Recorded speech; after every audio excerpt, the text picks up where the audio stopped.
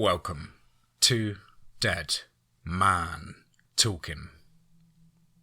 Tonight's story is the next installment on the incredible mind of REEzilla2005 over on Reddit, No Sleep. This is the sequel to the I'm a Search and Rescue storyline that I'm sure you guys can sink your teeth into. Of course, as ever, please do let us know what you thought down below in the comments box. Please do like and share. It really does help build the channel and our community further. And why not hashtag Team Fear and DMT's Cryptid Crew. And so, with that aside, let's get into tonight's story. Entitled, I Think I Am Turning Into a Monster. Part 1. Let's get straight into that. I walked through the hiking trail as I usually did, but this time it was different. A feeling of dread growing as I walked deeper off the trail with Damien and Andrew. Hey Sam, I think we should turn back now.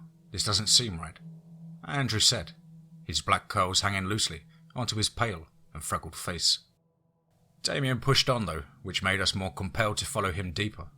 I grabbed a large splinter of wood that was on the ground. Strange, I thought. It was covered in a black and green substance.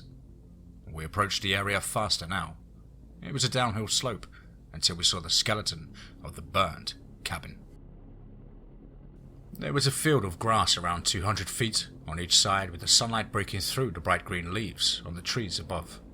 The cabin itself was burned to the ground with very few walls still standing.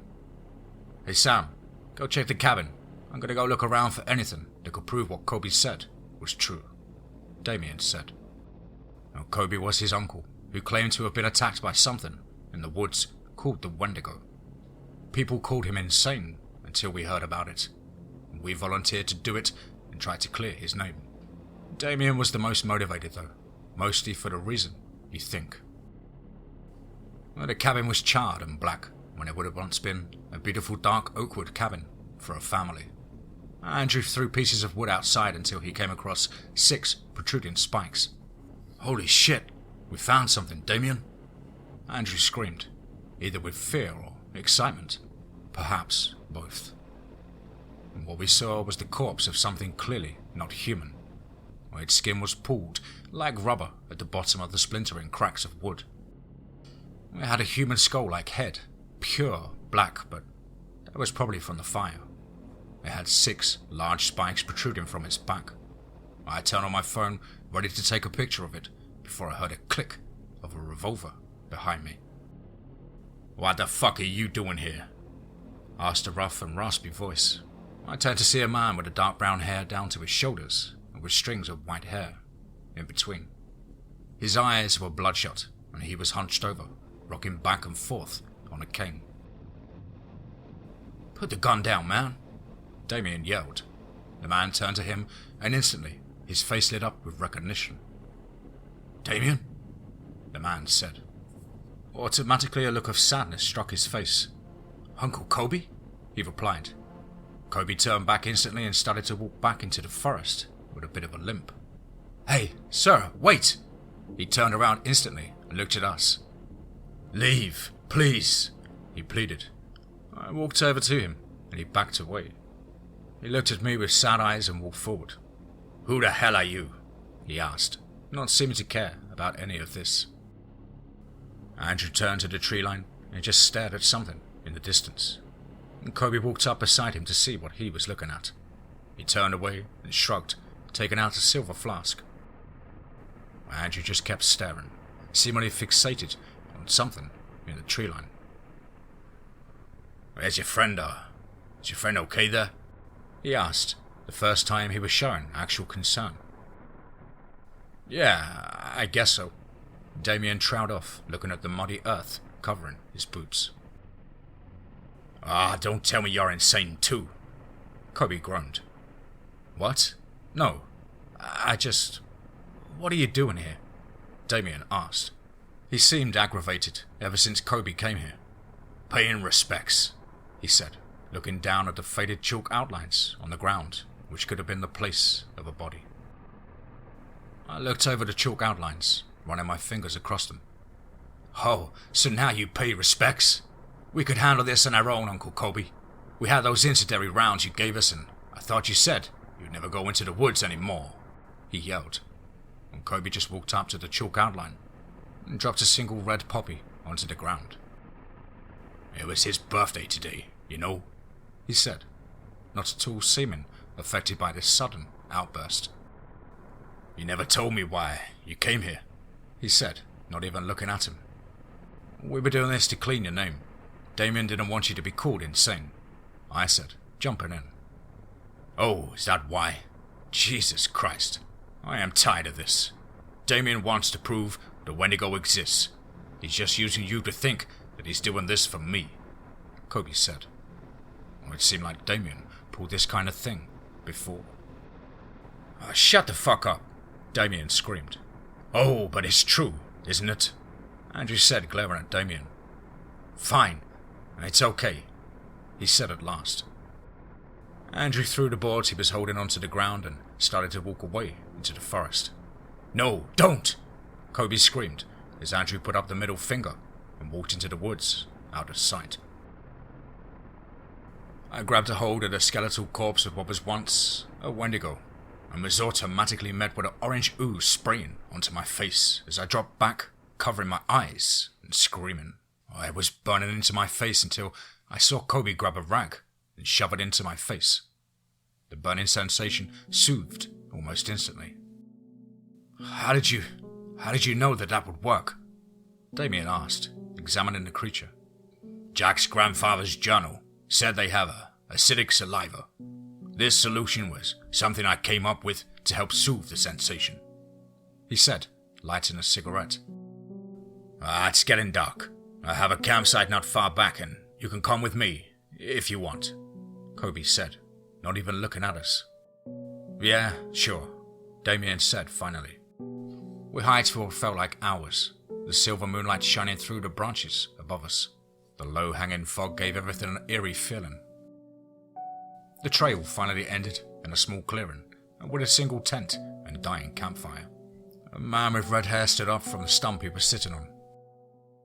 I wish we thought of a different way to honor them, he said, throwing firewood into the flames and causing orange embers to explode into the misty air.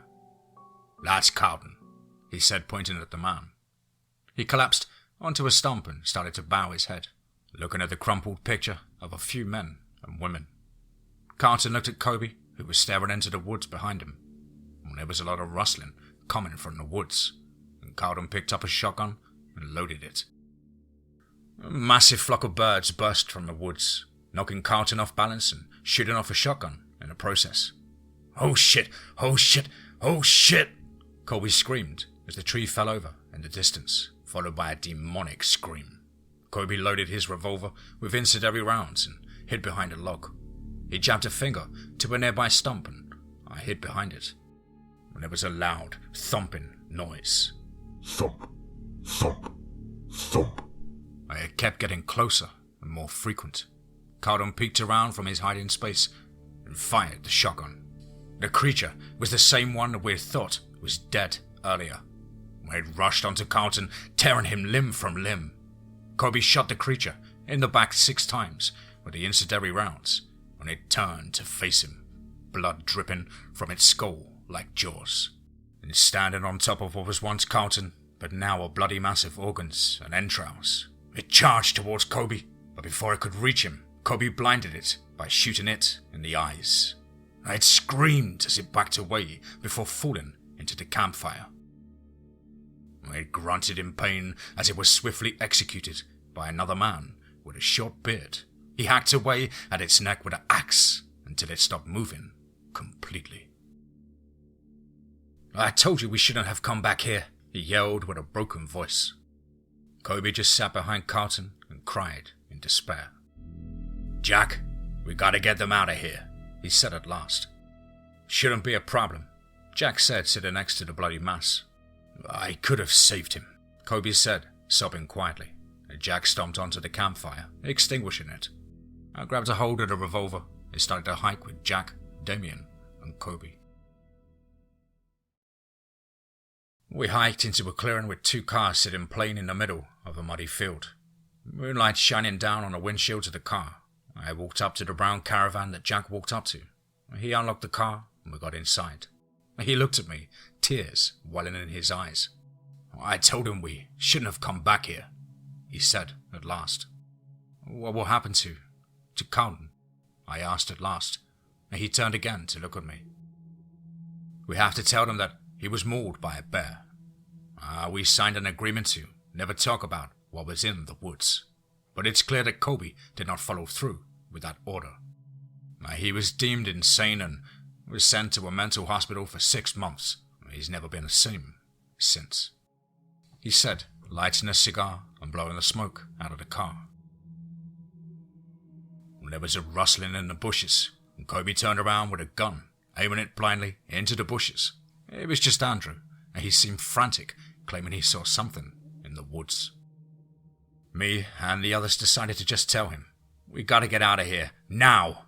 he yelled, and Kobe walked behind him into the blue truck. It's been 2 weeks since then. I still see Carlton being ripped to shreds, but I think I will recover with time. If I have time. I think I'm turning into a monster. I look into the mirror every morning and my eyes are bloodshot. I have nightmares and I'm getting incredibly skinny no matter what I eat. I call my doctor every day, but he says it's related to stress.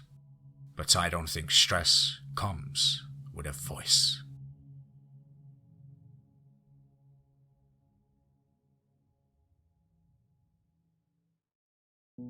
I am becoming a monster. Part 2. Let's get straight into that. It started about a week ago when I was making myself some toast. "Samuel Monroe," it said in a deep, inhuman voice.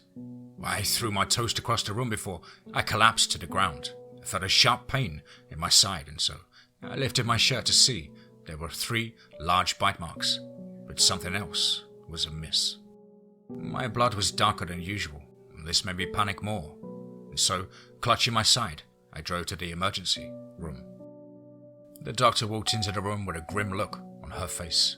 "It looks like you have extremely high blood pressure," she said, looking at the clipboard in her hand. "Might I ask why there are bite marks on your torso?" she asked. "I don't remember why they are there," I said truthfully. "Well, I want to give you some medication to bring that blood pressure down. So, in the meantime, try not to eat anything too salty," she said, and this time she was looking at me with a hint of skepticism in her eyes. After going to the drugstore to get my prescription, I got a call from Damien. "Hey, man, I haven't heard from you in a while," he said, sounding exhausted. "Yeah, I'm okay. And you?" "Still traumatized, but what can you do?" "Do you feel guilt?" I was aware it was a mistake to go yes, but nothing that happened after that was my fault. "Well, guess what? It was your fault. If I had known about that fucking monster in the woods, which you did." "Don't play dumb with me, Damien." "I'm not playing dumb, Sam, for fuck's sake." "Yes, you are. Kobe said the same thing. You were obsessed with the Wendigo since you were a child." "Oh yeah, that's true, but I never imagined that it was real." "Then why did you send us to the fucking woods?" I screamed. When there was a click on the other end, I decided to just go to the diner for lunch. While I was eating, I felt a ravenous hunger. Nothing could fill me, no matter how much I ordered. People grew concerned over how much I was eating. I was kicked out after a while because I was acting violent towards other guests. I don't know why I did that, but I'm growing scared. With all the voices in my head, something is definitely wrong here. And it all started when that thing sprayed me with its saliva. Was it possible that I was turning into a Wendigo? No, that couldn't be. But Wendigos do exist, so it couldn't be out of the question. I decided I would call Kobe in the morning for some help, and in the meantime, I tied myself to the bed. I prayed I wouldn't lose control of myself, at least until I knew people would be safe from me. I felt the phone vibrate in my hand. It was Kobe. Oh, Kobe, thank God you called back. Listen, I need some serious help. Listen, I don't know you too well, kid. If you have problems, you might need to take them up with the doctor. I need help from you specifically. I cut in. What could I possibly do that a trained medical profession can't? I've been acting very strange lately.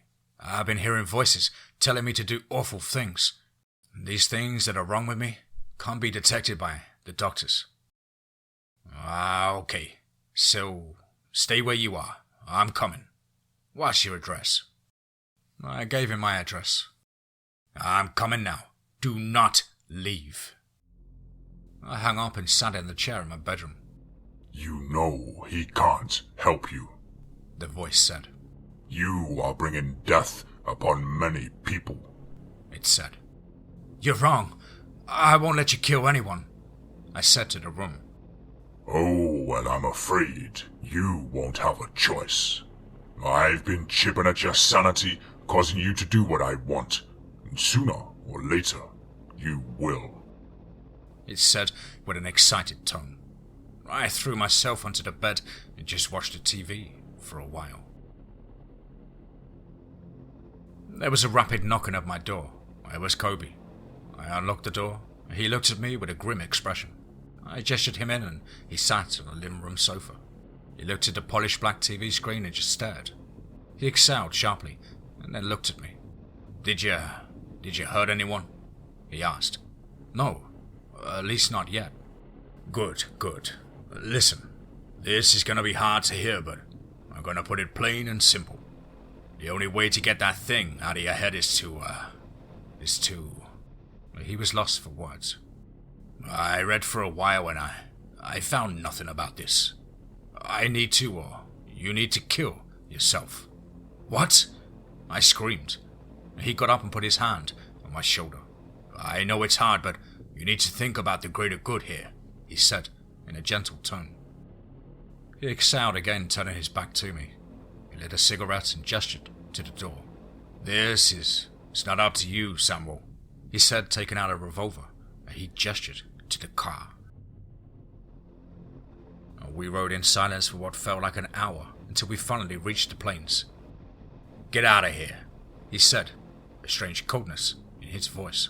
I walked into the golden yellow wheat field, him following close behind. He pointed his revolver towards a hole in the middle of the field. I couldn't save the others, but I can save them, he said. I looked at him and all of a sudden I got a splitting headache again. You will not let him do this to you. I know it, the voice said. I looked at the warm sky as I knelt down to let Kobe shoot me. Fine, I will do it myself, the voice said excitedly. I felt an indescribable amount of rage, and I jumped up, grabbing Kobe by the arm and ripping it completely off. He screamed in agony as I smiled in satisfaction. Please, don't do this. I can help you, he pleaded, lying in a pool of his own blood. And the feeling was riveting, him begging for mercy, while I knew it had no effect. And I looked at him. Now he was writhing in pain on the ground. He started to try and crawl to his arm. I slammed my foot hard down onto his back, causing a loud cracking sound. He screamed again, this time louder. Why was he so stupid to take me out here? And I smiled again. He looked up in terror. I can't move my legs. Oh shit, oh shit, oh shit. He screamed again, but this time it was muffled as I placed a hand over his mouth. Tears started to well in his eyes. I shoved my hand into his throat and the screaming was drowned to just a small whining noise. I grabbed what I could grasp in his throat and pulled out all of the contents. He was dead in a matter of seconds. His blue eyes, once full of life, stared into the sky lifelessly. The feeling of taking his life, it was riveting. And so now I had a new question. Who was next?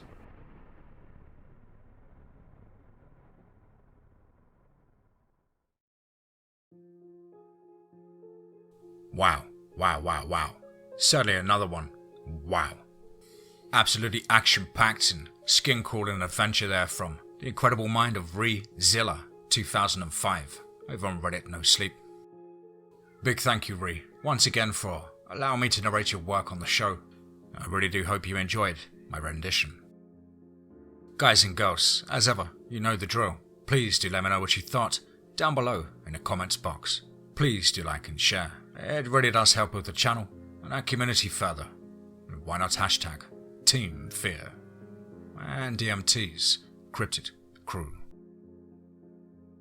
If you're an aspiring writer or just want to have a crack at things like myself, please do get in touch with me at the usual email as on screen, which is dmtforestofear@gmail.com. I really look forward to hearing from you. Hope everybody's had a fantastic week at work or school and studying, whatever it is that you do, and I hope you're keeping fit and focused during these testing times. But above all, guys, remember, be safe, not sorry.